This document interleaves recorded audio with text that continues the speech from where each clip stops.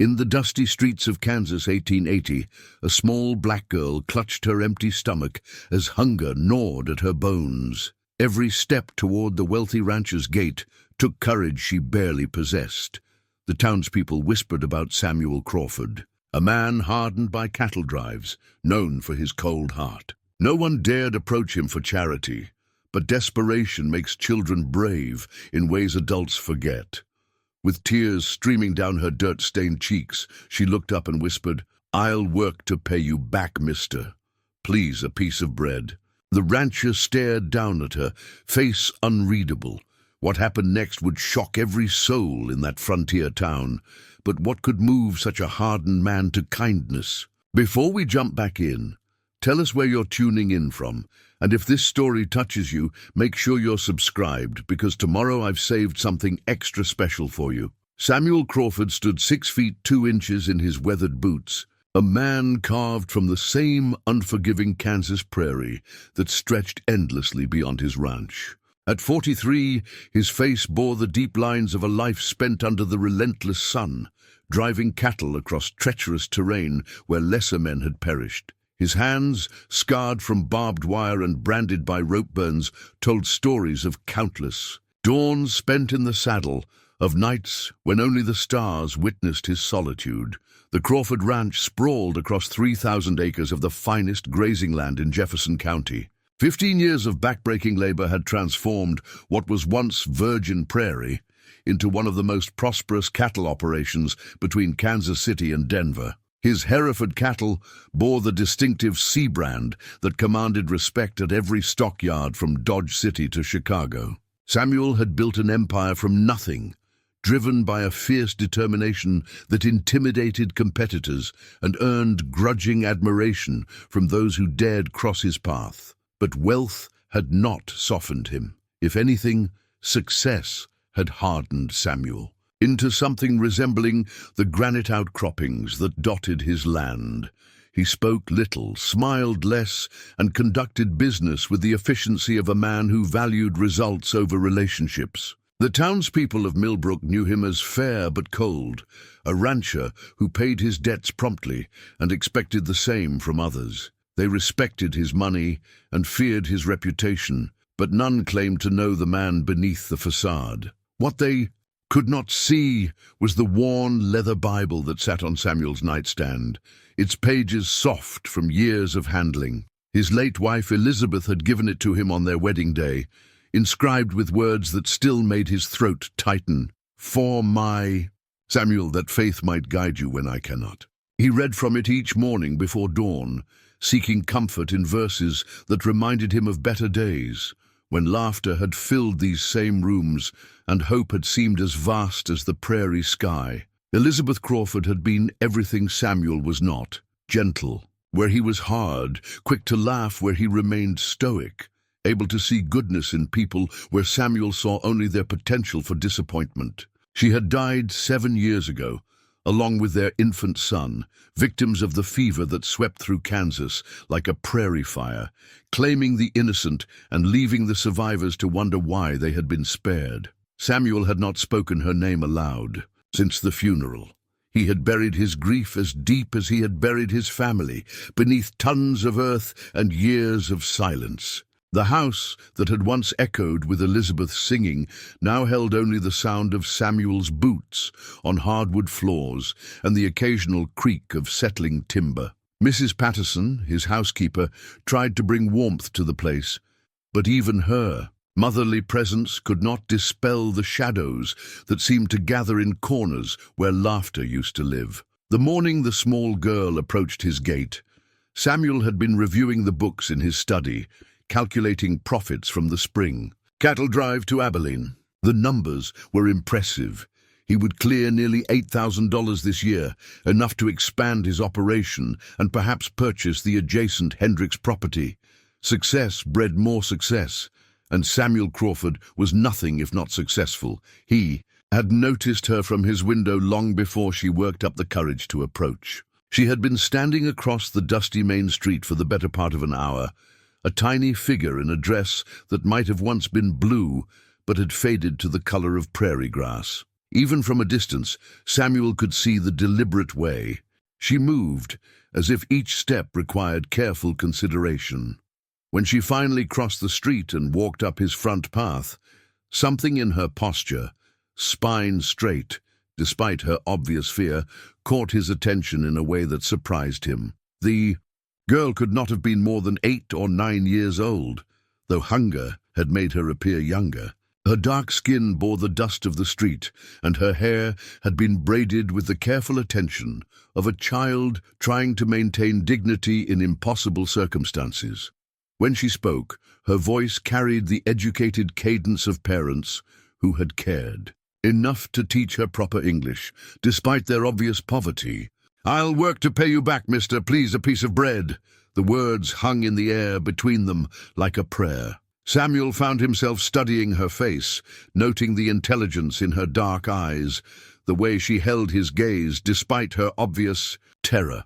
Most adults in Millbrook avoided direct eye contact with him, yet this child stood her ground with the dignity of someone 3 times her age. Samuel knew her story without needing to hear it spoken. In the 15 years since the war's end, Kansas had seen waves of former slaves making their way west, seeking the freedom that the law promised, but society often denied. Many had settled in and around Millbrook, forming a small but determined community on the outskirts of town. They worked the less desirable jobs, lived in the less desirable areas, and were tolerated rather than welcomed by the white residents who comprised the town's established families. This child belonged to that community, though Samuel could not recall seeing her before. Perhaps her family was among the newest arrivals, drawn by stories of opportunity that the frontier supposedly offered to those willing to work for it. The reality, Samuel knew, was far harsher than the stories suggested. Kansas might be free territory, but freedom did not guarantee food, shelter, or acceptance. Standing there in his doorway, looking down at this small person who had somehow summoned the courage to approach him directly, Samuel felt something stir in the deepest part of his chest, a sensation he had not experienced since Elizabeth's death. It was not quite sympathy, for Samuel had trained himself not to feel such things. It was something more immediate and demanding, a recognition that transcended the carefully constructed walls he had built around his heart. The girl waited for his response with the patience of someone who had learned not to expect quick answers to difficult questions. Her small hands were clasped in front of her, and Samuel noticed they trembled slightly despite her brave facade. Behind her, the street stretched dusty and empty, the late afternoon sun casting long shadows that seemed to emphasize her solitude. Samuel Crawford had built his reputation on decisive action. When cattle needed to be moved, he moved them. When business required his attention, he attended to it. When problems arose, he solved them efficiently and without sentimentality. He was a man who understood that life was a series of practical decisions, each one building upon the last, to create either success or failure. But as he stood there looking down at this child, practical considerations seemed suddenly irrelevant. The voice that spoke seemed to come from somewhere outside himself, surprising him with its certainty. "Come inside," he said quietly. "We'll see about that bread." The girl's eyes widened, as if she could not quite believe what she had heard. For a moment, Samuel thought she might run, overwhelmed by the unexpected kindness. Instead, she took a tentative step forward, then another, crossing the threshold into Samuel Crawford's house, and though neither of them knew it yet, into a future that would transform them both in ways they could never have imagined. Behind them, the door closed with a soft click that seemed to echo across the empty street, where the few witnesses to this unprecedented moment stood frozen in disbelief, already calculating how quickly the news would spread through every household. In Millbrook, Samuel Crawford, the man who had not been known to show kindness to his own neighbors, had just invited a Negro child into his home. By sunset, there would not be a soul in town who had not heard the story, though most would refuse to believe it until they could see the evidence with their own eyes. Inside Samuel's house, the silence felt different than it had in years.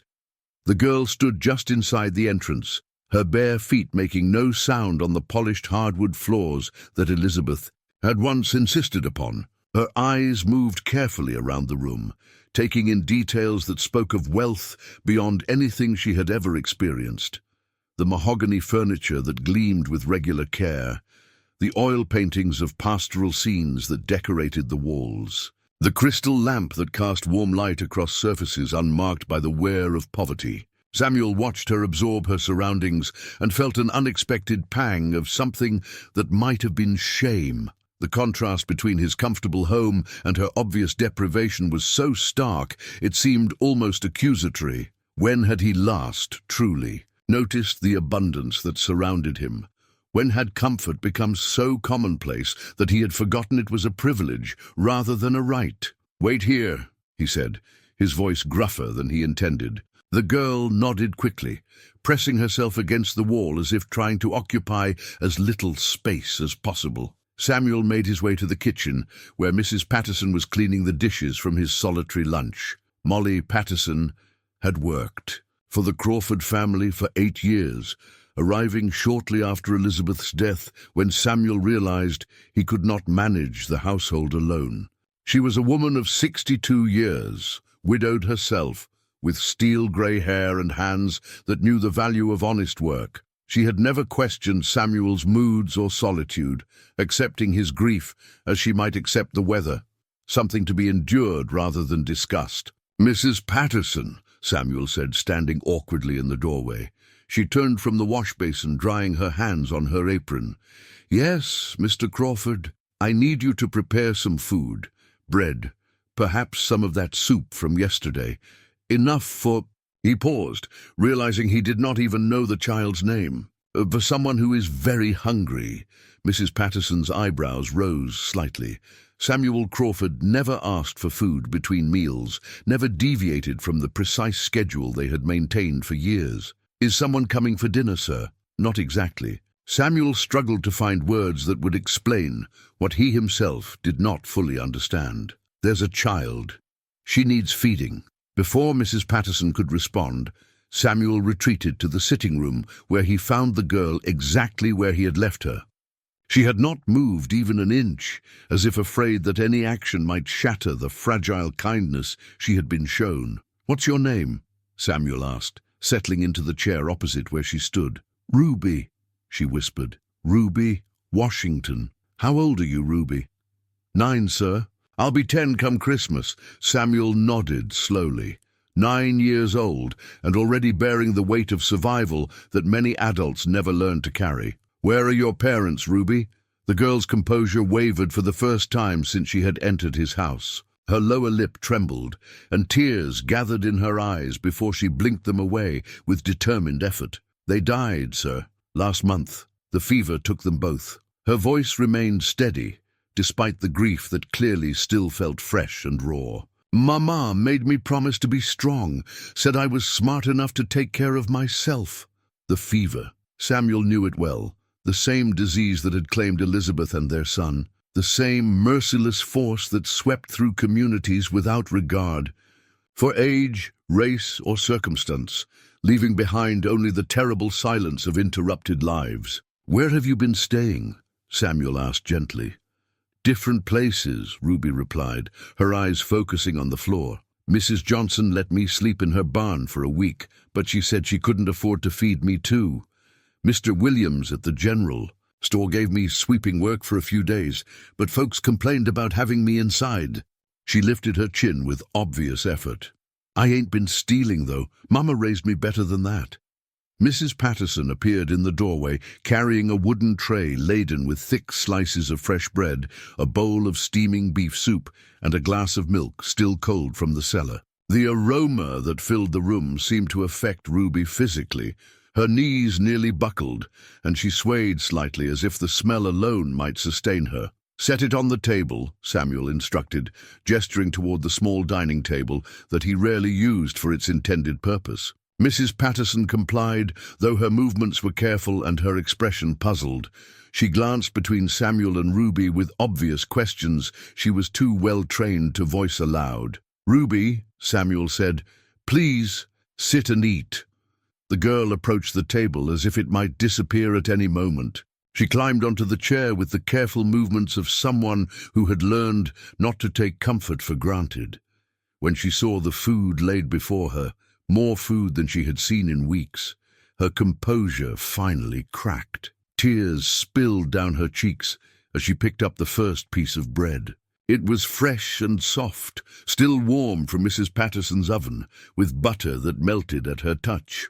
She took a small bite, then another, and then she was eating with the desperate efficiency of someone who had learned that opportunities for nourishment might not come again. Samuel found himself transfixed by the sight. When had he last seen someone truly appreciate food? When had he last experienced genuine gratitude for the simple abundance that he took for granted? Watching Ruby eat with such careful reverence made every meal he had ever complained about seem like a luxury he had failed to recognize. Mrs. Patterson stood frozen in the doorway, clearly uncertain whether she should stay or go.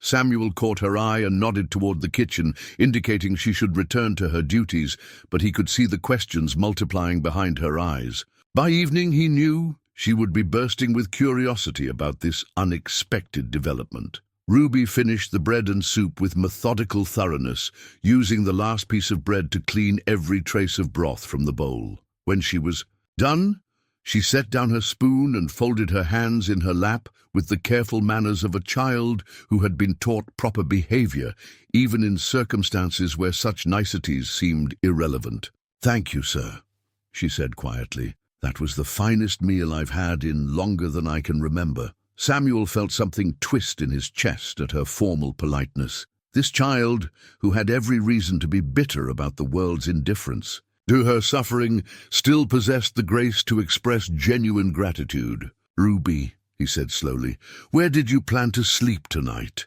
She looked down at her hands. "I found a place behind the livery stable. It's dry, mostly." The image of this small girl sleeping rough behind a building filled with horses and hay made Samuel's throat tighten. Outside, the sun was beginning to set, and the October evening would bring the kind of cold that could be dangerous for someone without proper shelter. "That won't be necessary," Samuel heard himself say. "You'll stay here tonight." Ruby's head snapped up, her eyes wide with disbelief. "Sir, Mrs. Patterson will prepare a room for you.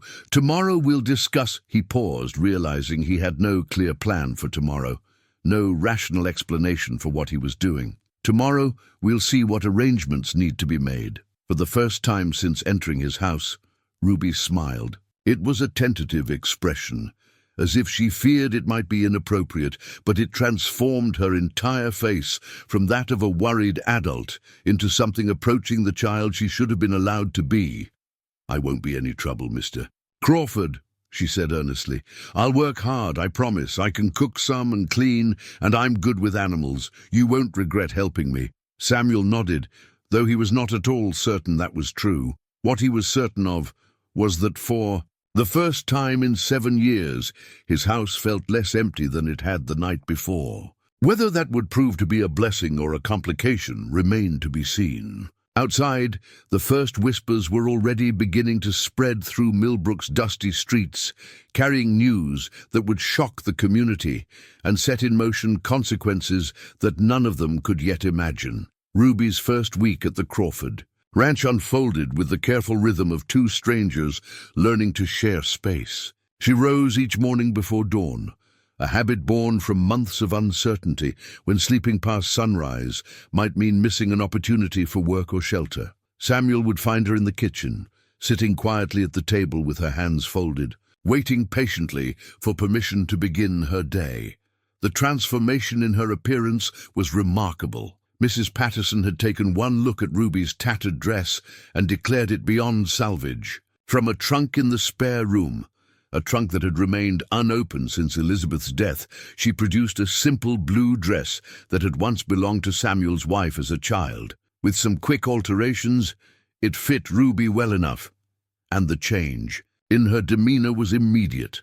She stood straighter, moved with more confidence, and began to smile with something approaching regularity. Samuel assigned Ruby simple tasks around the ranch, work that would allow her to feel useful without overtaxing her small frame.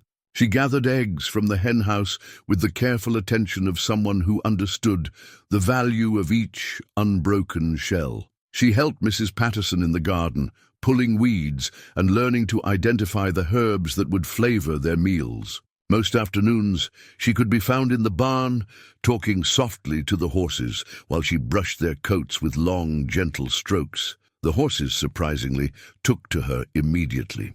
Even Thunder, Samuel's temperamental stallion, who tolerated few people beyond his owner, would nicker softly when Ruby approached his stall. She had a natural way with animals, speaking to them in the kind of voice that suggested she understood. They were listening. Samuel often found himself pausing in his work to watch her interaction with the livestock, puzzled by the immediate trust she seemed to inspire. Evenings brought a routine that surprised Samuel with its comfort. After dinner, when the day's work was finished and Mrs. Patterson had retired to her quarters, Samuel would find Ruby in the sitting room, looking longingly at the books that lined the walls. Her parents had taught her letters, she explained, but she had never owned a book of her own. "Can you read this?" Samuel asked one evening, pulling down a volume of simple poetry that had once belonged to Elizabeth. Ruby studied the page with intense concentration, sounding out words with the careful precision of someone who understood the privilege of literacy. She stumbled occasionally, but her determination was evident in the way she refused to give up on difficult passages. "Mama said reading was the one thing nobody could ever take away from you," Ruby said, tracing the words with her finger. "Said. It was like having a whole world that lived inside your head." Samuel found himself returning to the bookshelf night after night, selecting volumes that might challenge Ruby without overwhelming her. He discovered she had an appetite for stories that seemed to exceed her years, and a memory that allowed her to recall details from previous evenings with startling accuracy. When she encountered words she did not recognize, she would write them carefully on a piece of slate that Mrs. Patterson had found in the kitchen supplies, practicing their formation until she could reproduce them from memory. Mrs. Patterson's initial reserve toward Ruby had begun to thaw almost immediately. The older woman had spent too many years in an empty house, and Ruby's presence seemed to awaken something maternal that had been dormant since her own children had grown and moved away. She began teaching Ruby to cook, standing patiently beside her as she learned to knead bread and stir soup without letting it scorch. "That child has been raised right," Mrs. Patterson confided to Samuel one afternoon.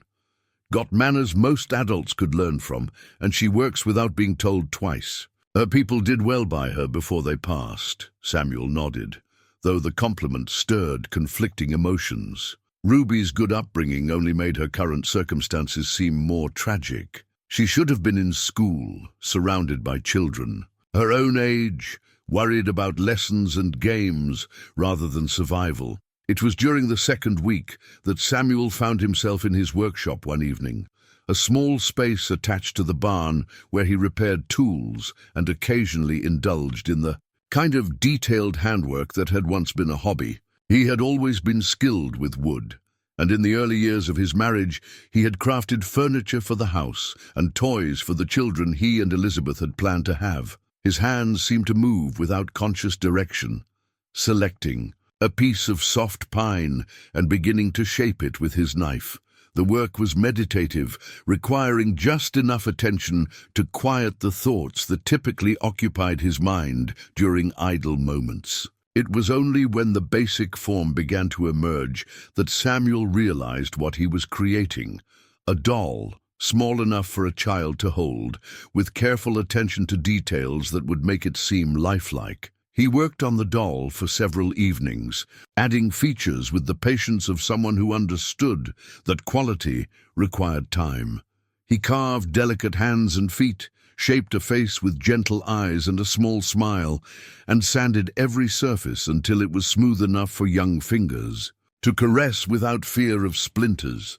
When it was finished, Samuel held the doll up to the lamplight, examining his work with critical eyes. It was simple but well made, the kind of toy that might provide comfort to a child who had learned not to expect such luxuries. He found himself wondering when he had last created something purely for the joy another person might find in it. The next evening, Samuel approached Ruby with an awkwardness that seemed ridiculous for a man of his years and experience. She was reading in the sitting room, lips moving silently as she worked through a particularly challenging passage. "Ruby," he said, clearing his throat, "I made something for you." She looked up from her book, curiosity bright in her eyes. When Samuel produced the doll from behind his back, her reaction exceeded anything he might have expected. Her mouth opened in wonder, and her hands flew to cover it as if she could not quite believe what she was seeing. "For me?" she whispered.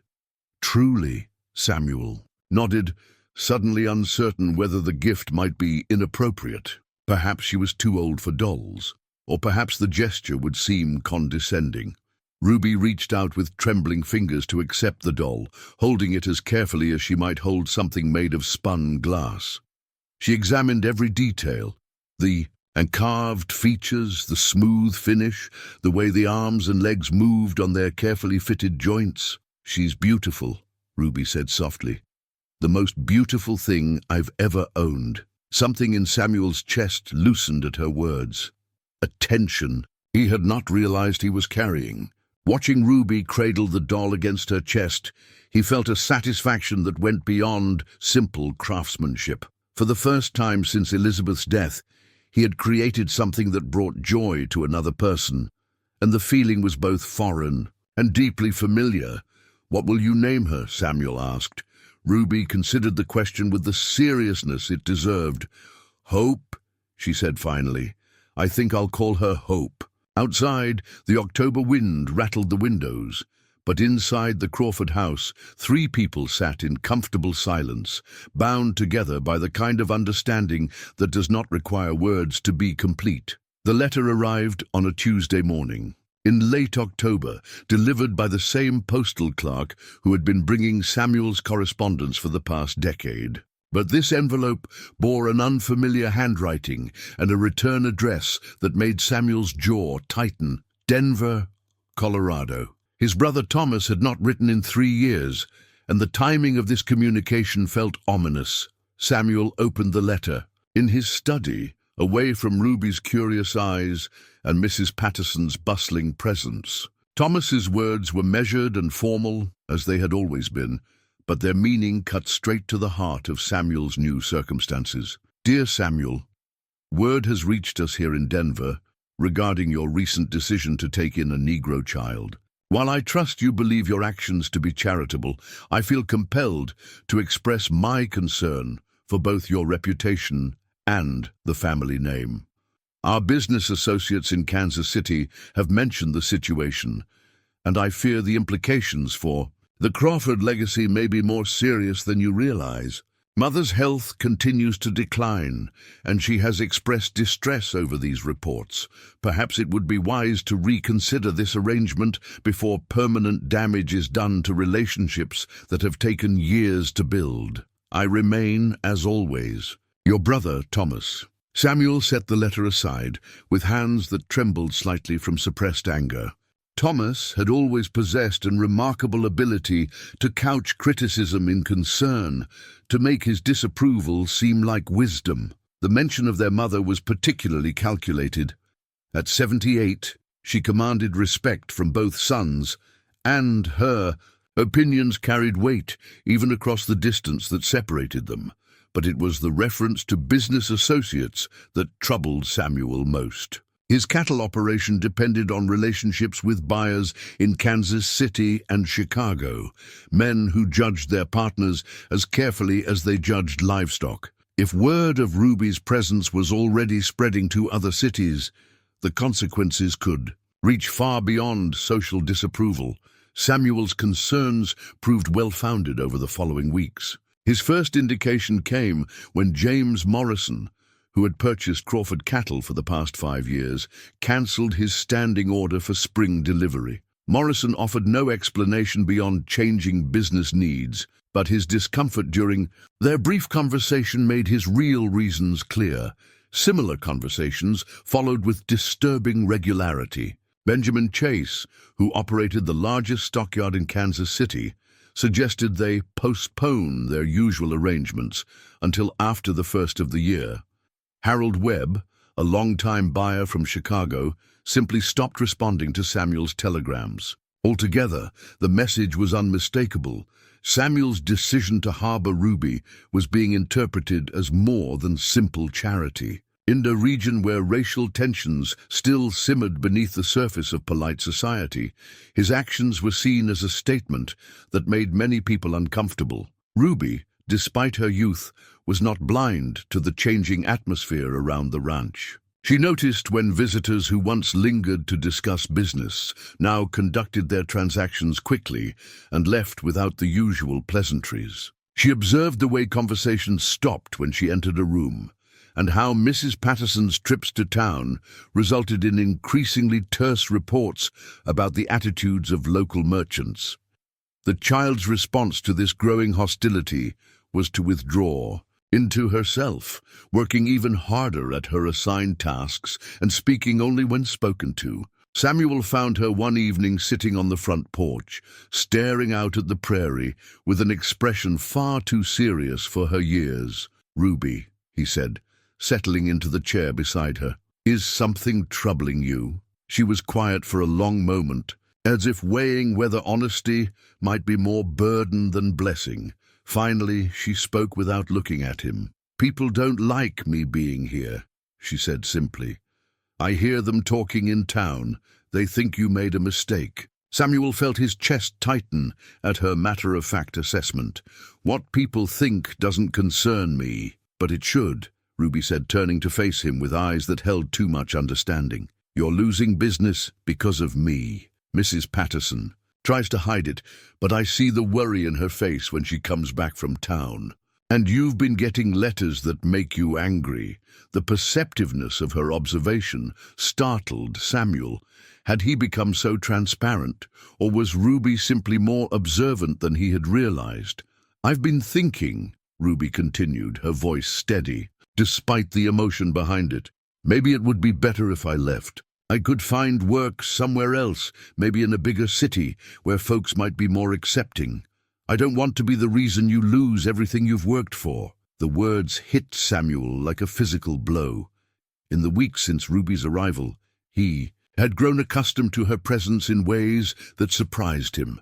The house felt different with her in it, not just occupied, but alive in a way it had not been since Elizabeth's death. The thought of returning to the silence and emptiness that had defined his existence for 7 years was suddenly unbearable. "No," he said, the word emerging with more force than he had intended. Ruby blinked in surprise at his vehemence. "Mr. Crawford, I just think—" "No," Samuel repeated, rising from his chair and turning to face her fully.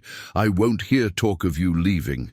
Not because of what people think, not because of business, not for any reason."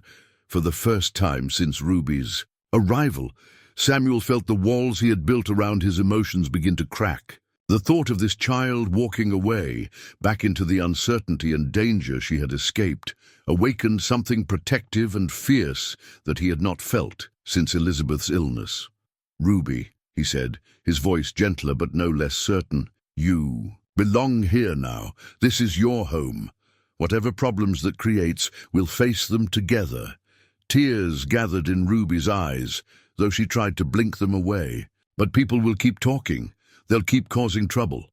"Let them talk," Samuel said firmly. "I've built this ranch from nothing before, and I can do it again if necessary. But I won't sacrifice what's right for what's convenient." The conviction, in his own words, surprised Samuel. When had Ruby's welfare become so important to him? When had protecting her become worth risking everything else he had worked to achieve? Ruby stood slowly and wrapped her arms around Samuel's waist in a gesture so spontaneous and trusting that it nearly undid him completely. He found himself returning the embrace, feeling the small warmth of her against his chest, and understanding, perhaps for the first time, what it meant to be responsible for another person's happiness. "Thank you," Ruby whispered against his shirt. "Thank you for wanting me to stay."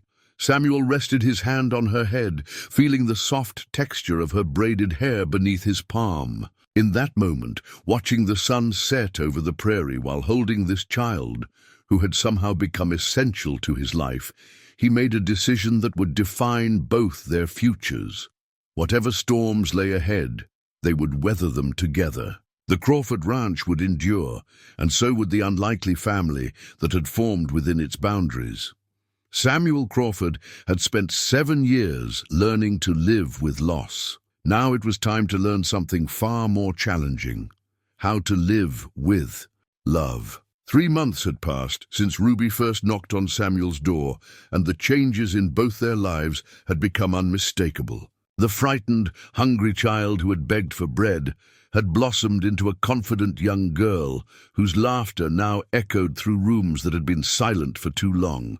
Ruby's transformation was evident not just in her appearance, though the healthy glow in her cheeks and the brightness in her eyes spoke to consistent meals and peaceful sleep, but in the way she carried herself through the world.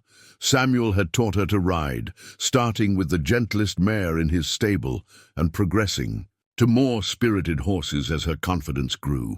Ruby possessed a natural seat and intuitive understanding of the animals that impressed even the ranch hands, who occasionally worked Samuel's land. She could now help with the cattle when needed, moving through the herd with the careful attention of someone who understood that these animals represented more than just livestock. They were Samuel's livelihood, and by extension, her security. The evenings had become Samuel's favorite time of day. After dinner, when the work was finished and Mrs. Patterson had settled into her quarters with her knitting, Samuel and Ruby would gather in the sitting room for what had become their reading hour. Ruby's skills had improved dramatically under Samuel's patient instruction, and she now tackled books that would challenge many adults. Her hunger for knowledge seemed insatiable. She absorbed information about history, geography, and literature with the enthusiasm of someone who understood that education was a gift rather than an obligation. On this particular November evening, Ruby had finished a chapter from a volume of American poetry and was carefully copying difficult words onto her slate when she glanced up at the mantelpiece above the fireplace. "Mr. Crawford," she said hesitantly, "there's a picture up there that's turned away from the room. Why do you keep it facing the wall?" Samuel followed her gaze to the silver-framed photograph that had remained in that position for 7 years. He had turned it away shortly after Elizabeth's funeral, unable to bear the daily reminder of happiness that felt impossibly distant. In the months since Ruby's arrival, he had grown so accustomed to her presence that he had almost forgotten. The photograph was there. "It's a picture of my family," he said quietly. "From before."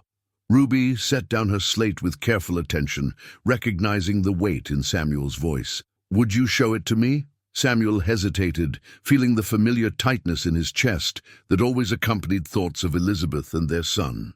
But something in Ruby's expression, patient curiosity mixed with genuine care, made the prospect seem less daunting than it had in years. He rose slowly and approached the mantelpiece, lifting the photograph with hands that trembled slightly. For a moment, he simply held it against his chest, feeling the cool smoothness of the glass and the weight of memories it contained. Then he turned it around and handed it to Ruby. The photograph showed Samuel as he had been 15 years earlier, younger, with fewer lines around his eyes and a smile that came easily. Beside him stood Elizabeth, radiant in a white dress with her dark hair arranged in the fashion of the day. She was holding their infant son, Daniel, who gazed up at his mother with the perfect trust that only babies possessed. Ruby studied the image with the careful attention she brought to everything that mattered to Samuel. She traced the faces with her finger, taking in details that spoke to a happiness so complete it seemed to glow from the paper itself. "She was beautiful," Ruby said softly. "Your wife and your baby." He looks like he was loved. Samuel's throat tightened at the simple truth of her observation. They were everything to me, he managed. Elizabeth was... She made everything better just by being present. And Daniel, he was perfect. 10 fingers, 10 toes and lungs that could wake the dead when he wanted feeding. Ruby smiled at the image his words created. What happened to them? Fever, Samuel said, the single word carrying years of pain. It came through town like wildfire. That summer, Elizabeth got sick first, but she seemed to be getting better. Then Daniel caught it, and she wouldn't leave his side. They both died within 3 days of each other. The silence that followed was filled with the kind of understanding that transcends age or experience. Ruby had lost her parents to the same disease. She knew the particular helplessness that came with watching illness claim the people you loved most. "I'm sorry," she said, and something in her voice suggested she truly comprehended the depth of Samuel's loss. It must have been very hard to keep going without them. Samuel found himself sitting down heavily in his chair, still holding the photograph. "I didn't want to keep going," he admitted. "For a long time, I just went through the motions, worked because I had to, ate because my body demanded it, slept because exhaustion forced it. But I wasn't really living." Ruby nodded with understanding. "That seemed too mature for her years. I felt that way after Mama and Papa died, like I was just pretending to be alive while everything inside me was broken." "Yes," Samuel said, surprised by how accurately she had described the sensation. "Exactly like that." Ruby was quiet for a moment, studying the photograph with thoughtful eyes. "But then you started feeling different when you took me in."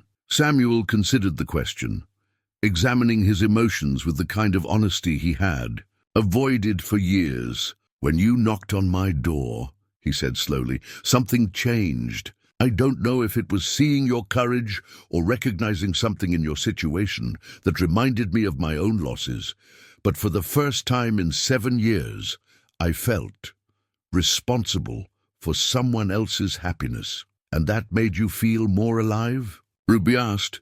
"It made me remember what it felt like to care about tomorrow," Samuel replied. "To have a reason to make sure tomorrow was better than today." Ruby set the photograph carefully on the table beside her chair, treating it with the reverence it deserved. "Would you tell me about them? About what they were like when they were alive?" Samuel found himself talking about Elizabeth and Daniel in ways he had not done since their deaths. He described Elizabeth's laugh, which had been infectious and frequent. He recalled Daniel's fascination with shadows dancing on the wall and his habit of falling asleep only when someone was humming. He shared memories of family dinners, of reading together in the evenings, of the plans they had made for the future. That had been cut short. In return, Ruby spoke about her own parents with the kind of loving detail that spoke to a childhood filled with affection despite material hardship. Her father had been a skilled carpenter who could create beauty from the simplest wood. Her mother had possessed a voice that could make hymns sound like lullabies and had taught Ruby to find joy in small daily blessings. As they talked, Samuel realized that sharing these memories felt different than it had in years. Instead of painful reminders of loss, they had become bridges connecting past happiness to present possibility. Ruby's presence had somehow made it safe to remember love without being overwhelmed by grief. When they finally parted for the night, Samuel placed the photograph back on the mantelpiece. But this time, he left it facing the room. Elizabeth's smile could once again be part of their daily life, a reminder not of what was lost, but of what love could create when it was allowed to flourish. In her room, Ruby held the wooden doll that Samuel had carved for her and smiled into the darkness. For the first time since her parents' death, she felt truly part of a family again. December brought the first real cold of winter, and with it, consequences that Samuel could no longer ignore. The steady erosion of his business relationships. had accelerated into something approaching financial crisis. 3 more buyers had cancelled contracts, citing vague concerns about changing market conditions that fooled no one. The truth was simpler and more devastating. Associating with Samuel Crawford had become a liability that few were willing to accept. Samuel spent increasingly long hours in his study, poring over ledgers that told a story of mounting pressure. The numbers that had once brought him satisfaction now seemed to mock his predicament. Without his usual buyers, he would need to find new markets for his cattle, a difficult proposition when word of his circumstances was spreading throughout the regional business community like ink through water.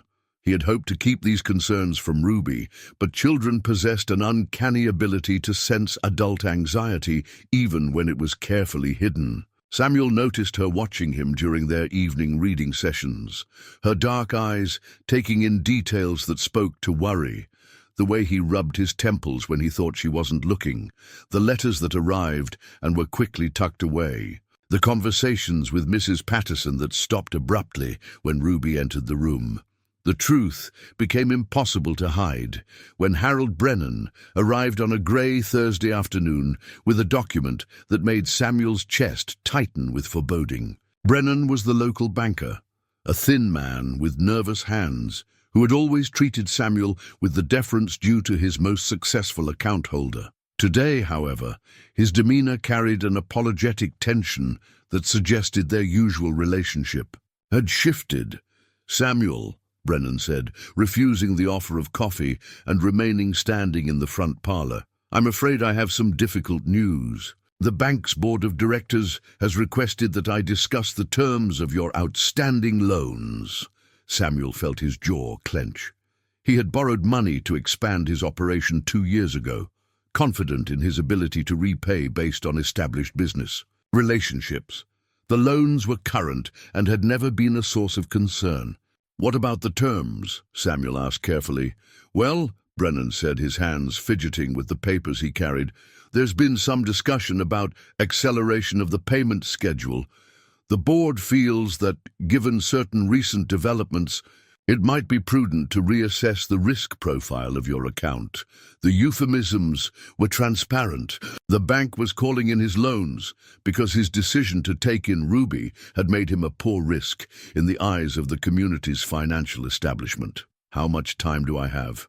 Samuel asked quietly. 60 days, Brennan replied, clearly uncomfortable. With his role as messenger, "Samuel, I want you to know this wasn't my recommendation, but the board, well, they're concerned about public perception and the bank's reputation in the community." After Brennan left, Samuel sat alone in his study, staring at papers that demanded payment of nearly $4,000 by the end of January. It was not an impossible sum, but it would require liquidating assets and finding buyers willing to deal with him despite the social pressure they might face. He was still contemplating his options when Ruby appeared in the doorway, carrying the tea service that Mrs. Patterson had taught her to prepare.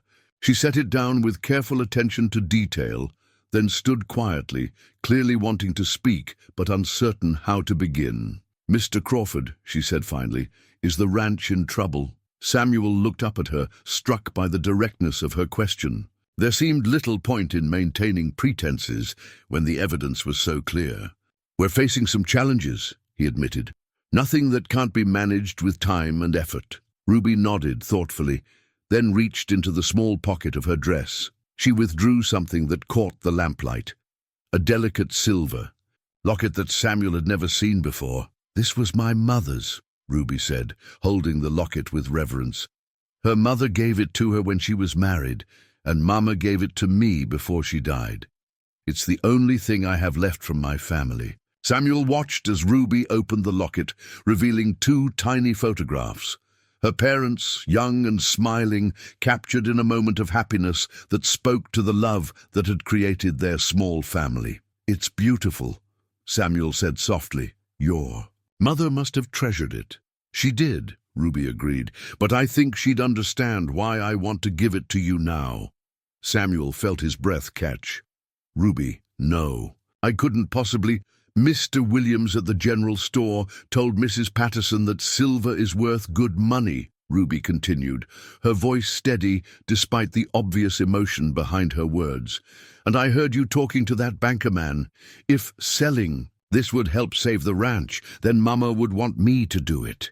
The simple generosity of her offer hit Samuel like a physical blow. This child, who owned virtually nothing in the world, was willing to sacrifice the only tangible connection to her deceased parents to help him weather a crisis that existed solely because he had chosen to take her in. Ruby, Samuel said, his voice rough with emotion, I cannot accept this. This locket is precious beyond any monetary value. It's your history, your connection to your parents. You're my family now, Ruby said simply. This ranch is my home. If there's trouble, then we face it together, like you said. Samuel found himself standing, crossing to where Ruby stood, with the locket still extended toward him. He knelt down so they were at eye level, placing his hands gently on her shoulders. Ruby, your willingness to make this sacrifice means more to me than you could possibly understand. But I want you to put that locket away and never speak of selling it again. We will find another way to solve our problems, but if the money would help, the money wouldn't solve the real problem, Samuel said firmly. The real problem is that some people in this community cannot accept that a man has the right to choose his own family, regardless of what others think appropriate. And that problem cannot be solved by giving in to their pressure, Ruby studied, his face with the careful attention she brought to everything important. So what do? We continue to do what's right, Samuel said. We hold our heads high, we work hard, and we trust that integrity will triumph over prejudice in the end. 2 days later, Samuel discovered that integrity would face a more direct challenge than he had anticipated.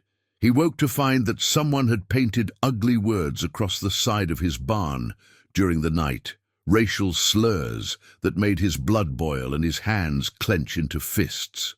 Worse, someone had deliberately left the gate to the main pasture open, forcing Samuel and his hands to spend most of the morning rounding up scattered cattle. Ruby saw the words before Samuel could remove them, though she said nothing about the vandalism. She simply helped Mrs. Patterson prepare breakfast with the same quiet dignity she brought to every task, though Samuel noticed the way her shoulders squared with determination rather than defeat. That evening, as Samuel scrubbed the hateful paint from his barn, he reflected on the irony of his situation.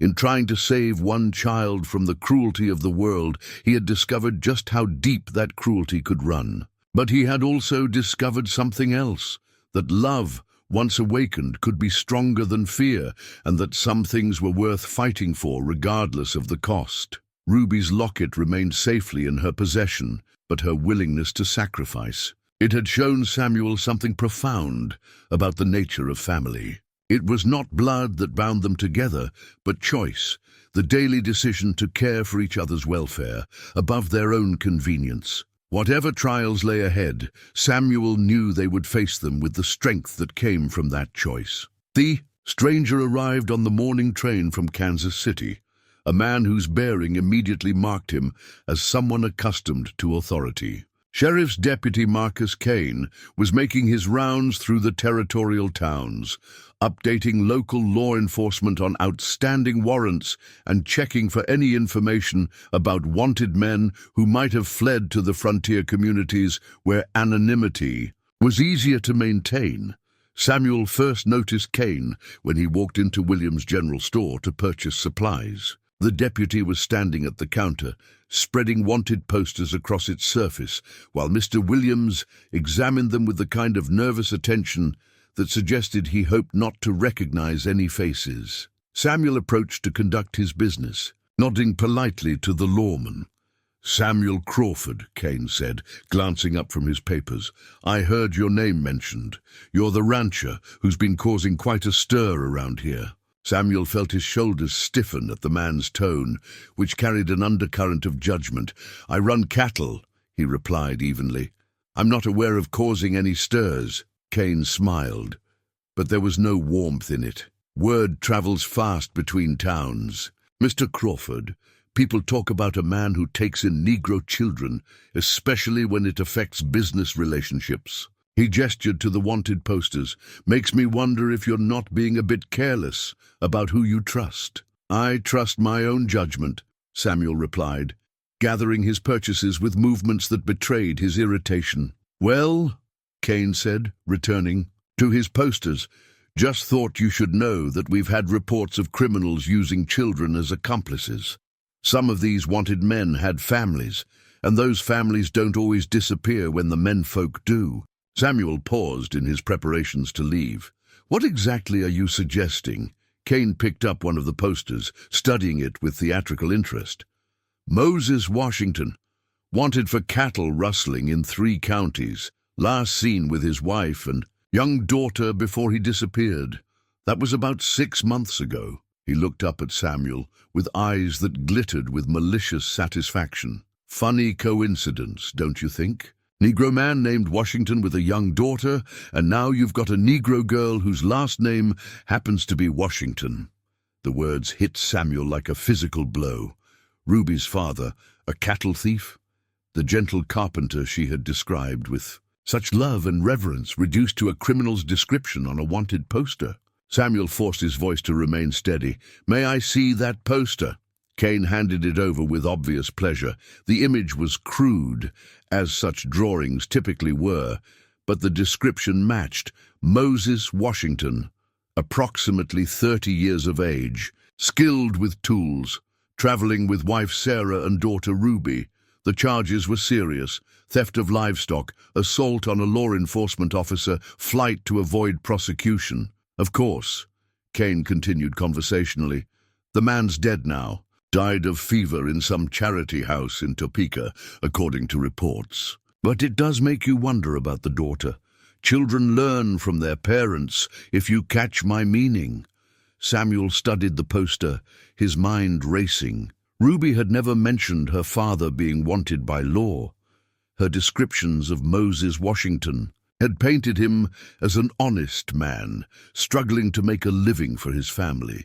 Either she was unaware of her father's alleged crimes, or there was more to the story than this crude document suggested. I'll keep this in mind, Samuel said carefully, folding the poster and slipping it into his coat pocket. Kane nodded with satisfaction. Thought you should know what kind of people you're dealing with. Sometimes charity can be misplaced, if you understand me. Samuel left the store with his thoughts churning. The ride back to the ranch felt longer than usual, the wanted poster seeming to burn against his chest. How could he reconcile the man Ruby had described, loving, skilled, devoted to his family, with the criminal portrait Kane had painted?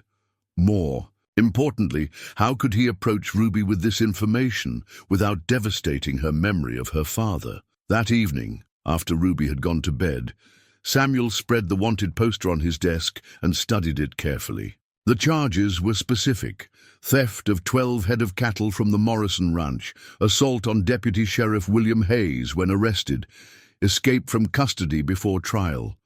The dates indicated the incidents had occurred shortly before Ruby's family had arrived in Millbrook.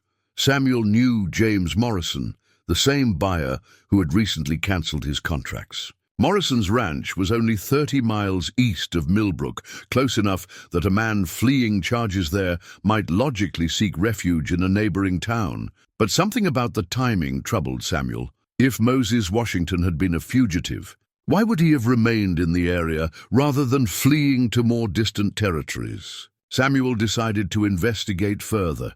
The next morning, he rode to Morrison's ranch, using the pretext of business discussions to inquire about the theft that had occurred months earlier. Morrison was reluctant to discuss the matter, but eventually provided details that only deepened Samuel's confusion. The cattle had been taken during a summer thunderstorm, driven off by someone who clearly understood livestock handling. The thief had covered his tracks well, but circumstantial evidence had pointed to Moses Washington, who had been working temporarily for a neighboring rancher and had disappeared the same night the cattle were taken. Strange thing was, Morrison said, leaning against his corral fence. "Washington seemed like an honest man when I met him. Good with animals, respectful. Hard to believe he'd turned to rustling, but desperation makes men do foolish things." Samuel pressed for more details about the evidence against Moses Washington. Morrison's account was vague. Washington had been in the area, he had disappeared at the right time, and Deputy Hayes claimed to have witnesses who placed him near the scene. It was circumstantial, but seemingly convincing, yet something nagged at Samuel's instincts. He had built his success on the ability to judge character, and Ruby's descriptions of her father suggested a man of integrity. Children might be deceived about many things, but they rarely misunderstood the fundamental nature of their parents' character. Samuel's investigation led him to visit Deputy Hayes, who was now retired and living in a small house on the outskirts of a neighboring town. Hayes was a weathered man in his 60s, with the careful movements of someone whose body had been worn down by years of physical confrontation. When Samuel mentioned the Washington case, Hayes' expression grew guarded. "That was a messy business," he said. "Wish it had ended differently." "What do you mean?" Samuel asked. Hayes was quiet for a long moment, studying Samuel with eyes that suggested he was weighing how much truth to reveal. Finally, he spoke in a voice heavy with old regret.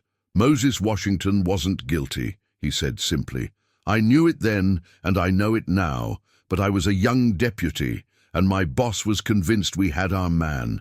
The real thief was someone with connections, someone it wouldn't have been wise to accuse." Samuel felt his blood chill. "Who?" "Vernon Hartley," Hayes said. "Morrison's own foreman. Had gambling debts that were about to get him killed, so he stole his boss's cattle to pay them off. Made sure suspicion fell on the Negro carpenter who'd been working in the area. Easy target, if you understand me. Why didn't you speak up?" Hayes's laugh was bitter. "Young deputy against the sheriff's favorite foreman, against a man with family connections to the county judge. I tried to suggest we investigate further, but I was told the case was closed. Washington was as good as convicted the moment Hartley pointed the finger at him. And Washington knew he wouldn't get a fair trial," Samuel said, understanding beginning to dawn. "Smart man," Hayes confirmed. "He ran because staying would have meant hanging for crimes he didn't commit.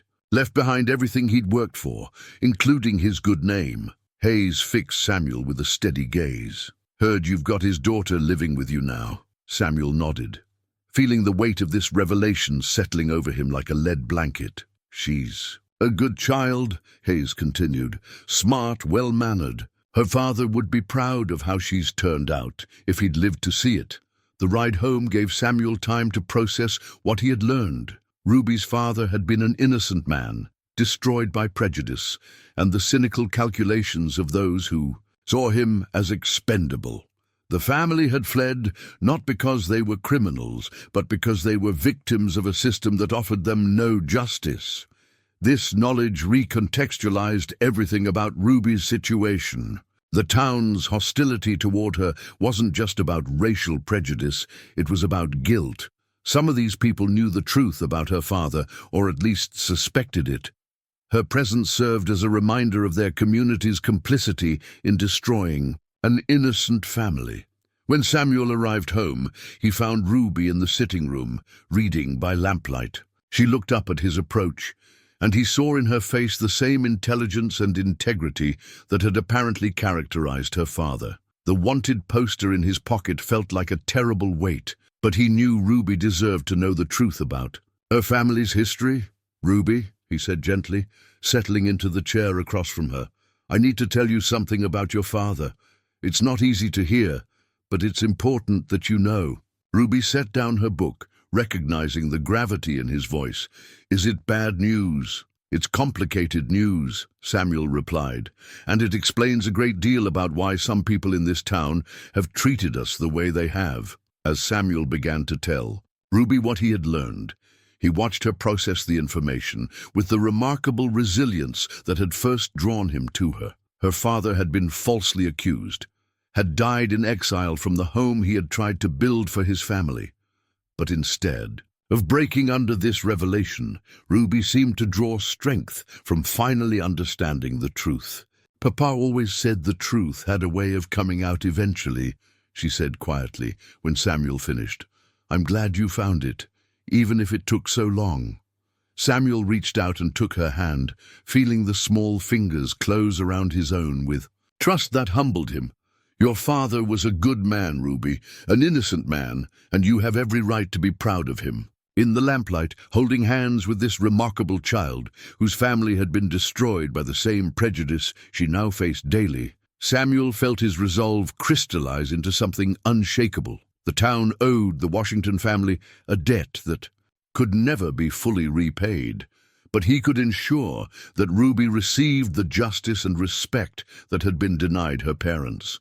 The fight that was coming would be about more than just acceptance. It would be about redemption. The leather journal had belonged to Samuel's father, a man who believed that important decisions required careful documentation. Samuel had inherited both the journal and the habit, using its pages to record everything, from cattle purchases to weather patterns that might affect grazing. But the entries he made during the first week of January 1881 were unlike any that had come before. January 3rd. Consulted with attorney Harrison in Kansas City regarding adoption procedures. Process more complex than anticipated, requiring court approval and community character witnesses. Harrison advises that current circumstances make approval unlikely without significant support from local citizens. January 4th. Ruby asked directly about possibility of adoption. Told her I was exploring options. Her face when she smiled nearly broke my heart. She deserves legal protection and the security of knowing she truly belongs somewhere. January 5th. Meeting with Town Council scheduled for January 15th. Topic: addressing concerns regarding improper guardianship arrangements. "They're not even pretending this isn't about Ruby anymore." Samuel paused in his writing, looking across his study to where Ruby sat at the small desk he had positioned near the window.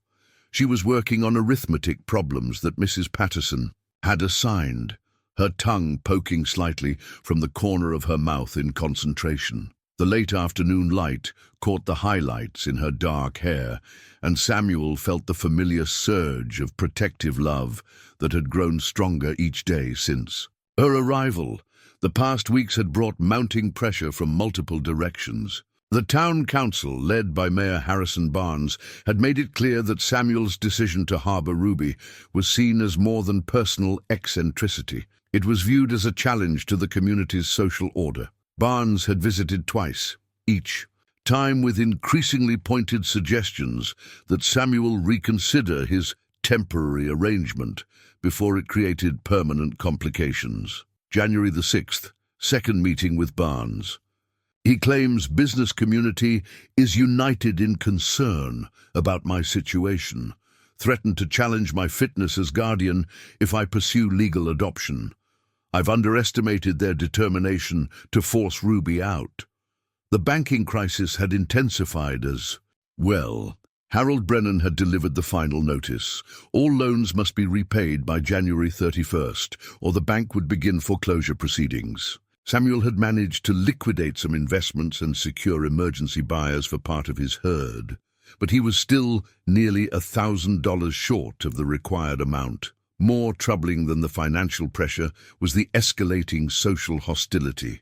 Ruby could no longer accompany Samuel into town without facing open stares and whispered comments that sometimes rose above whispers. Children had been forbidden by their parents from playing with her, and several merchants had made it clear that her presence was unwelcome in their establishments. Ruby bore these slights with remarkable dignity, but Samuel could see the impact in small ways.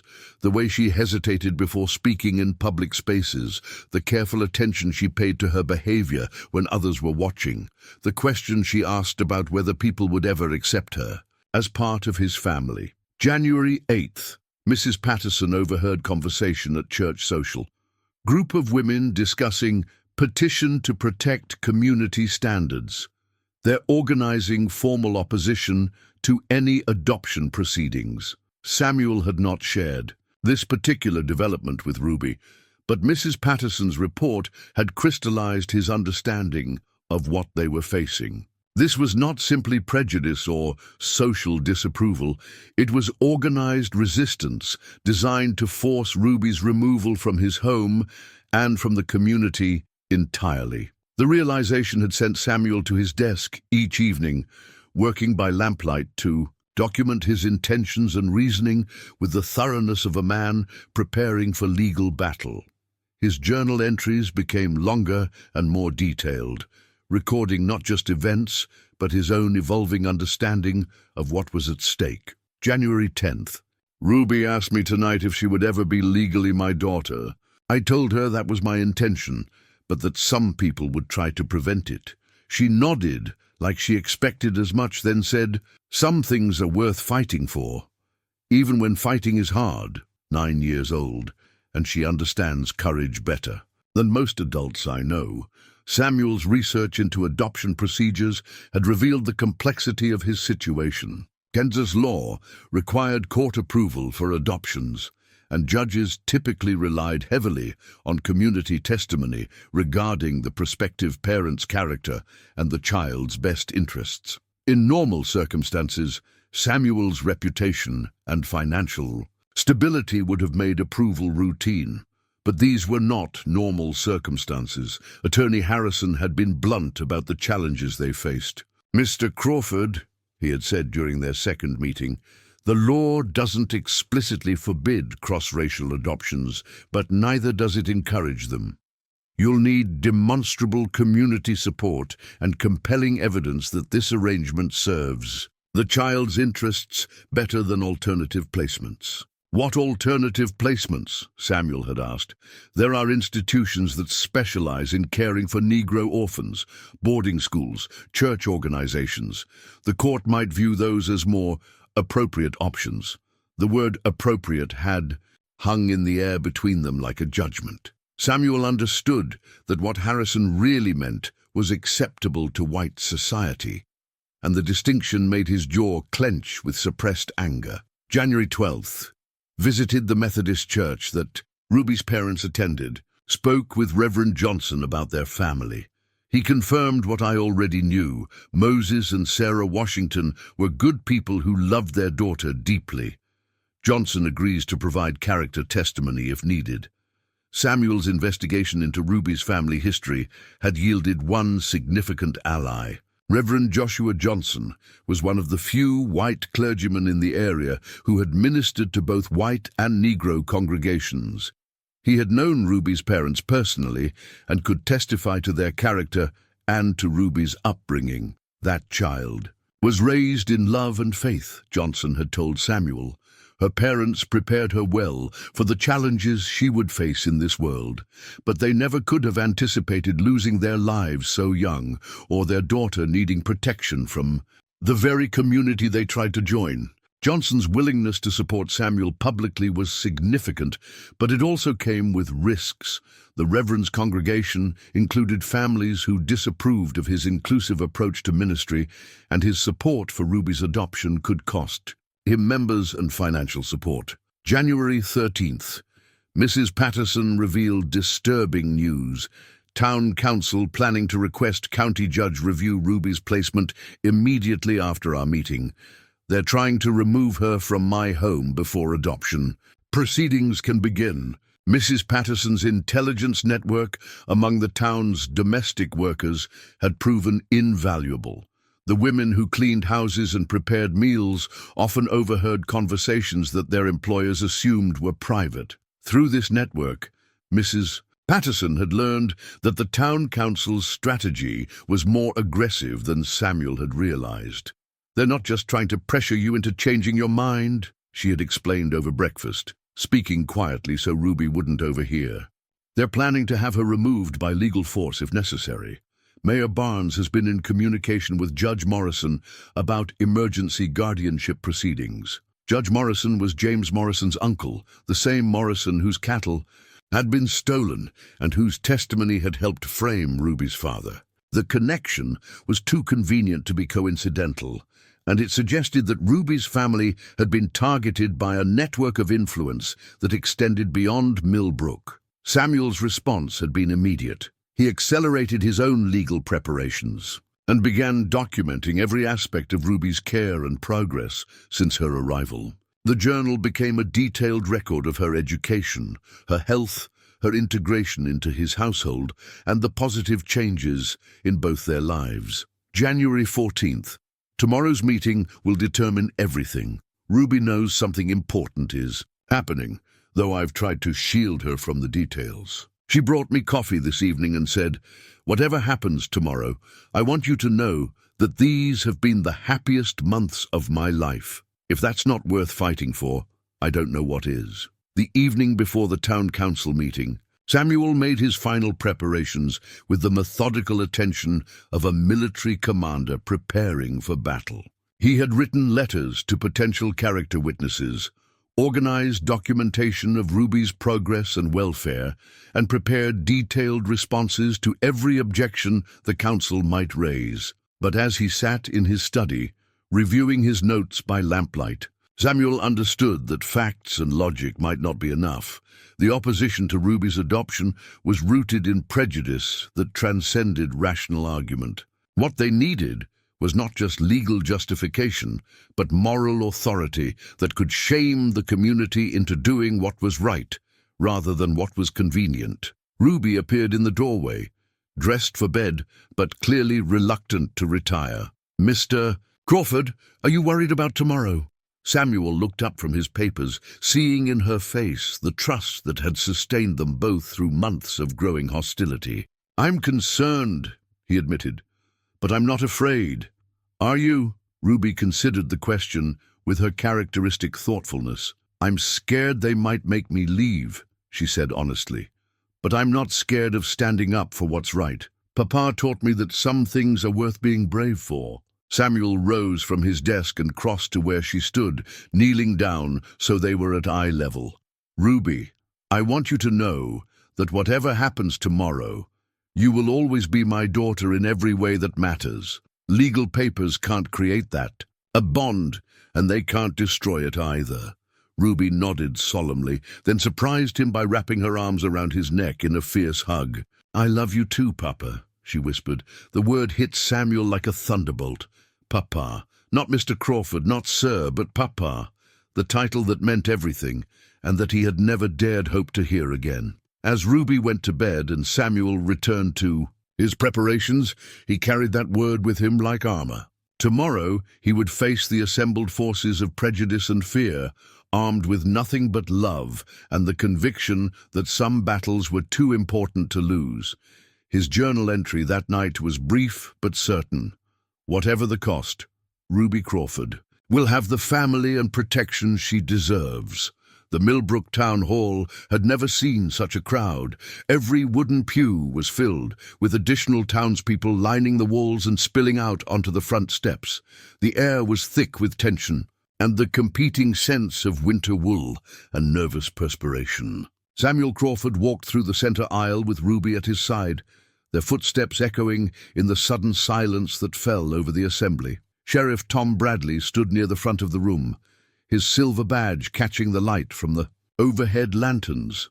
Bradley was a fair man who had served the community for 12 years, but his expression betrayed the discomfort of someone caught between duty and competing loyalties. His hand rested on the badge as if drawing authority from its weight, though Samuel suspected the sheriff would rather be anywhere else than presiding over this gathering. Mayor Barnes called the meeting to order with theatrical formality, his voice carrying the satisfied tone of a man who believed victory was assured. The 5-member town council sat behind a long table at the front of the room, their faces ranging from uncomfortable resignation to barely concealed hostility. "We are gathered tonight," Barnes announced, "to address a matter of significant concern to this community.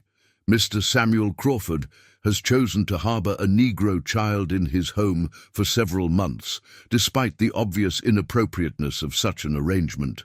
This council believes it is time to discuss more suitable placement for the child and to restore proper order to our community." A murmur of agreement rippled through portions of the crowd, though Samuel noticed that not everyone seemed comfortable.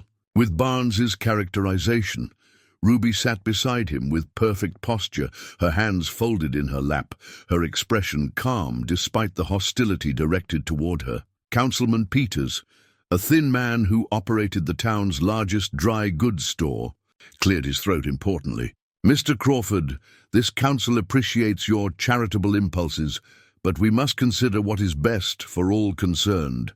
This child would be better served in an institution designed for her kind, where she can receive appropriate education and preparation for her station in life." Samuel felt his jaw tighten at the barely concealed condescension. "Ruby is receiving excellent education in my home," he replied steadily. "She reads at a level that would challenge many adults in this room. She has learned mathematics, history, and practical skills that will serve her well, regardless of what station life assigns her." "But surely you must see," interjected Councilman Morrison, James Morrison's brother, "that this arrangement creates an untenable situation for everyone involved. Your business relationships have suffered, the community is divided, and the child herself must feel the weight of disapproval wherever she goes." Ruby spoke for the first time, her voice clear and steady in the charged atmosphere. "If I may, sir, I don't feel like a burden to Mr. Crawford or to this community. I work hard, I study diligently, and I try to conduct myself in a manner that would make my deceased parents proud. If my presence causes discomfort to others, perhaps that says more about their hearts than about my behavior." The simplicity and dignity of her response seemed to catch the council off guard. Several townspeople shifted uncomfortably in their seats, while others nodded with what appeared to be grudging respect. Mayor Barnes leaned forward, his tone becoming sharper. "Young lady, this is not about your behavior or your parents. This is about maintaining appropriate social boundaries that have served this community well. When those boundaries are crossed, it creates confusion and discord that serves no one's interests." "What it creates," said a voice from the back of the room, "is an opportunity for this community to show its true character." All heads turned toward Reverend Johnson, who had risen from his seat in the back row. The elderly minister walked slowly toward the front, his presence commanding the kind of respect that transcended disagreement. "I knew Ruby's parents," Johnson continued, his voice carrying the authority of moral conviction. "Moses and Sarah Washington were good people who loved their daughter and raised her with values that many in this room would claim to share. The tragedy that befell them could happen to any family, and their daughter deserves our protection, not our persecution." Councilman Peters frowned at the interruption. "Reverend, we appreciate your Christian sentiment, but sentiment cannot override practical considerations. The fact remains that Mr. Crawford's decision has created significant disruption to established order." "Established order," Johnson repeated thoughtfully. "I wonder what our Lord would think of an established order that turns away children in need. I wonder what he would say about Christians who speak of charity on Sunday, but practice exclusion on Monday." Sheriff Bradley stepped forward, clearly uncomfortable with the turn the meeting had taken. "Folks, let's try to keep this discussion focused on the specific situation at hand. The question before us is whether Mr. Crawford's current guardianship arrangement is in the best interests of the child and the community." Samuel rose to address the assembly, feeling the weight of every eye in the room. "Sheriff Bradley, members of the council, neighbors, I stand before you tonight, not to justify my actions, but to appeal to your sense of justice and compassion. Ruby Washington came to my door hungry and homeless, and I offered her food and shelter. What followed was not planned or calculated, but it has been the greatest blessing of my life since my wife's death." He paused, letting his gaze move across the faces in the crowd, noting which ones met his eyes and which looked away. "You speak of disruption to established order," Samuel continued, his voice growing stronger. "But what kind of order condemns a child for the circumstances of her birth? What kind of community turns its back on innocence because acknowledging it might make some people uncomfortable? The room had grown completely silent, with even the most hostile faces showing signs of discomfort at Samuel's words. "I am here tonight to announce my intention to legally adopt Ruby Washington as my daughter," Samuel declared, his voice ringing clear in the hushed hall. "Not because sentiment overrides practical considerations, but because love creates its own practical considerations. This child is my family now, and I will protect her with everything I have." The silence that followed was broken by a single voice from the middle of the crowd. "What about her father?" Samuel felt Ruby tense beside him, but he had prepared for this moment. The truth about Moses Washington's innocence was too important to remain hidden, even if revealing it would shake the community's carefully constructed narrative about the Washington family. "That," Samuel said quietly, "is an excellent question, and the answer may surprise you all." Samuel reached into his coat pocket and withdrew the folded document that had become the key to everything, a bill of sale dated 6 months earlier, bearing the signature of Vernon Hartley and documenting the illegal disposal of James Morrison's cattle. The paper rustled in the sudden silence as Samuel unfolded it with deliberate care. Ruby's father, Moses Washington, was accused of stealing cattle from the Morrison ranch. Samuel began, his voice carrying clearly to every corner of the packed hall. "He died in exile, branded as a thief, unable to clear his name or protect his family from the consequences of that accusation." James Morrison shifted uncomfortably in his seat, his face pale as he seemed to anticipate what was coming. "But Moses Washington never stole any cattle," Samuel continued, holding up the document. "This is a bill of sale showing that Vernon Hartley, Morrison's own foreman, sold those cattle to pay gambling debts, the same Vernon Hartley who pointed suspicion toward an innocent man to cover his own crimes." The impact of this revelation was immediate and devastating.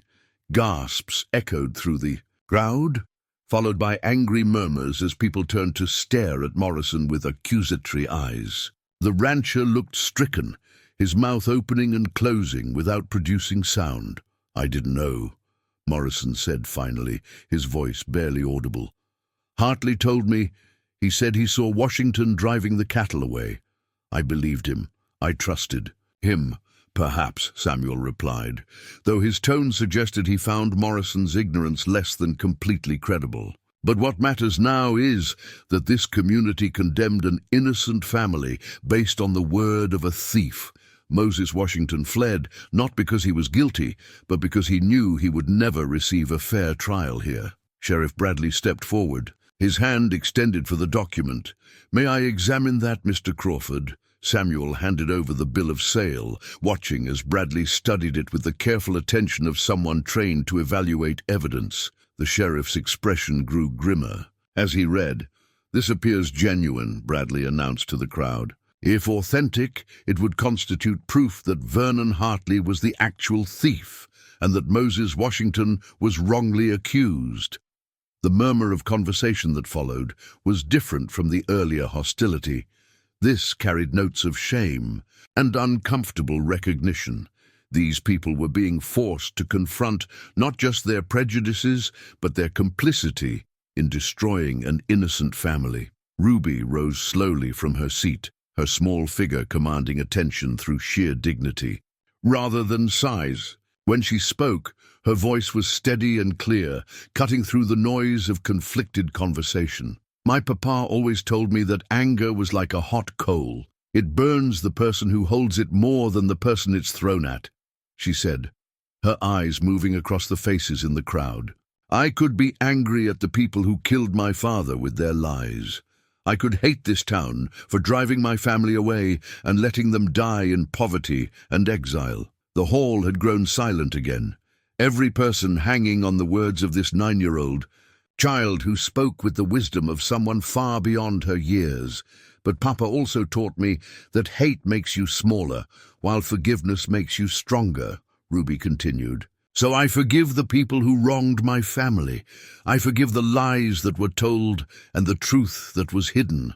I forgive this community for turning away when justice was needed most.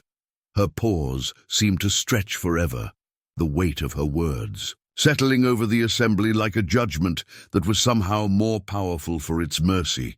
But I will not forget, Ruby said quietly, and I will not pretend that forgiveness means forgetting what happened or accepting that it was right.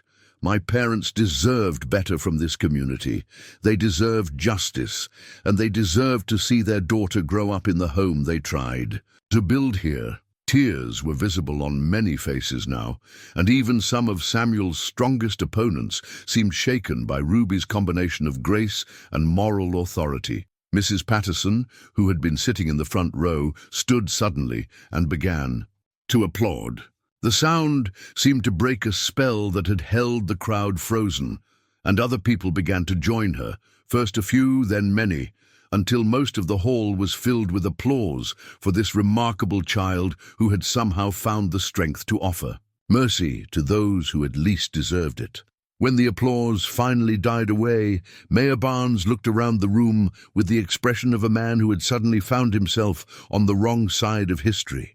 "I think," he said slowly, "that this council owes the Washington family an apology, and perhaps we owe Mr. Crawford one as well." Sheriff Bradley cleared his throat importantly. "Given this new evidence, I believe any legal challenges to Mr. Crawford's guardianship should be withdrawn.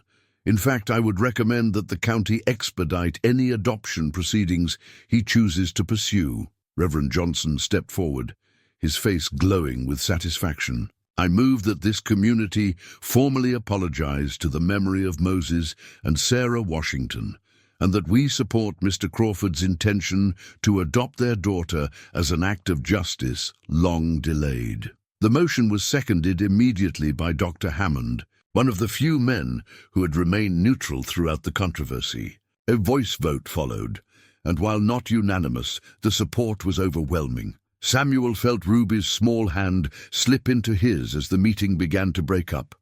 People filing out with expressions ranging from shame to relief to grudging acceptance. Whatever opposition remained would be quiet and largely powerless in the face of the moral transformation that had just occurred. "Papa," Ruby said softly, using the name that still made Samuel's heart swell, "do you think they really understand now?" Samuel looked down at this extraordinary child who had somehow taught an entire community about courage, forgiveness, and the true meaning of family. "I think they're beginning to," he replied, "and I think your parents would be very proud of the woman you're becoming." As they walked out of the town hall together, Samuel reflected on how completely their lives had changed since that autumn day when Ruby had first knocked on his door.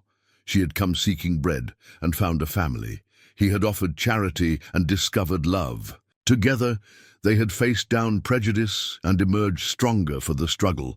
The legal adoption would be a formality now, but the real transformation had already taken place, not just in their relationship, but in the community that had finally chosen justice over convenience, love over fear. 6 months after the town hall meeting that had changed everything, Ruby Crawford stood before the full-length mirror in her bedroom, smoothing the folds of her new dress with careful fingers. The fabric was a deep blue that complemented her dark skin beautifully, with white lace trim that spoke to both elegance and appropriate modesty for a girl of 10. Samuel had commissioned the dress from Mrs. Henderson, the finest seamstress in Millbrook, for Ruby's first day at the new school that had opened to serve all the children in the area. Regardless of their family's background, the transformation in Ruby's life was evident in more than just her clothing. Her face had filled out with the healthy glow that came from consistent nutrition and peaceful sleep. Her hair, now regularly tended by Mrs. Patterson, was arranged in neat braids adorned with blue ribbons that matched her dress. But the most striking change was in her posture and expression. The careful wariness that had once characterized her every movement had been replaced by the confident bearing of a child who knew she was loved and valued. Samuel stood in the doorway, watching Ruby prepare for this milestone with the kind of parental pride he had never expected to feel again. The legal adoption had been finalized 3 months earlier, a ceremony attended by nearly half the town and presided over by Judge Morrison with what appeared to be genuine pleasure. Ruby's new birth certificate listed her full name as Ruby Elizabeth Crawford, honoring both her original identity and her new family's heritage. "You look beautiful, sweetheart," Samuel said, using the endearment that had become natural over the months of their growing bond. "Are you nervous about school?" Ruby turned from the mirror, her smile bright with excitement rather than anxiety. "A little," she admitted, "but mostly I'm eager to start. Mrs. Patterson has taught me so much already, and I want to learn everything." "The teachers can show me."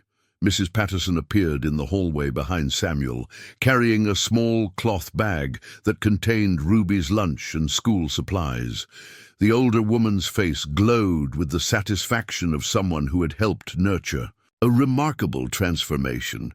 Over the months, she had evolved from housekeeper to grandmother figure, taking obvious delight in Ruby's accomplishments and progress. "Now remember," Mrs. Patterson said, adjusting Ruby's collar with maternal attention, "you hold your head high, and you show those teachers what a Crawford girl can do. Your papa and I expect nothing but your best effort." The casual reference to your papa warmed Samuel's heart. Mrs. Patterson had been among the first to fully embrace Ruby as family, and her support had been invaluable during the difficult early months when community acceptance was still uncertain. The walk to school took them through the heart of Millbrook, down the same dusty main street where Ruby had once wandered, hungry and homeless. But the reception they received now was markedly different from those early days of hostility and suspicion. Mr. Williams waved from the window of his general store, calling out a cheerful, "Good morning, Ruby." Mrs. Chen, who operated the new laundry service, paused in hanging clothes to wish Ruby luck on her first day. The changes in community attitude had been gradual but unmistakable. The revelation about Moses Washington's innocence had shamed many residents into reconsidering their prejudices, while Ruby's own grace and intelligence had won over others through daily example. There were still those who remained uncomfortable with the Crawford family's arrangement, but they kept their opinions largely to themselves, understanding that public sentiment had shifted decisively in Ruby's favor. Samuel's business had recovered as well, though the process had required patience and persistent effort. New buyers had emerged to replace those who had withdrawn their support, many of them expressing admiration for Samuel's moral courage in the face of community pressure. His reputation for integrity had actually been enhanced by the controversy, attracting customers who valued character above conventional thinking. The new school building stood at the edge of town, a modest but well-constructed facility that represented the community's commitment to education for all its children. Ruby paused at the entrance, taking a deep breath before stepping across the threshold into this new phase of her life. "Ruby Crawford," announced Mrs. Sullivan, the head teacher, consulting her enrollment list. "We're delighted to have you join us. Your father tells me you're quite advanced in your studies." "Yes, ma'am," Ruby replied, with the perfect manners that had become her trademark. "I love learning, and I'm grateful for the opportunity to attend school with the other children." Samuel watched as Ruby was introduced to her classmates, a mixed group of children from various backgrounds who seemed genuinely curious about their new peer rather than hostile. Times were changing in Kansas, and this generation of children was growing up with different assumptions about what was possible and appropriate. As Samuel prepared to leave Ruby in the capable hands of her teachers, she turned to give him a quick hug, a gesture that would have been unthinkable in the early days, when she was still uncertain of her place in his life. "Thank you, Papa," she whispered, "for everything." Samuel hugged her back, feeling the familiar swell of gratitude for the extraordinary circumstances that had brought them together. "Thank you, Ruby, for making me remember what it means to be a father." Walking home through the warming spring morning, Samuel reflected on the journey that had brought them to this moment. A year ago, he had been a lonely widower, living in emotional isolation, going through the motions of existence without truly engaging with life. Ruby's arrival had forced him to rediscover not just his capacity for love, but his willingness to fight for what mattered most. The Crawford ranch spread before him as he approached the house, the cattle grazing peacefully in pastures that would soon be green with spring grass. Mrs. Patterson would be in the kitchen, preparing lunch and probably worrying about whether Ruby was adjusting well to her new environment. This evening, they would gather around the dinner table to hear Ruby's account of her first day, celebrating her successes and addressing any challenges that might have arisen. It was an ordinary life in many ways, built around the simple rhythms of work, meals, and family conversation. But it was also extraordinary for the love that sustained it and the courage that had been required to create it.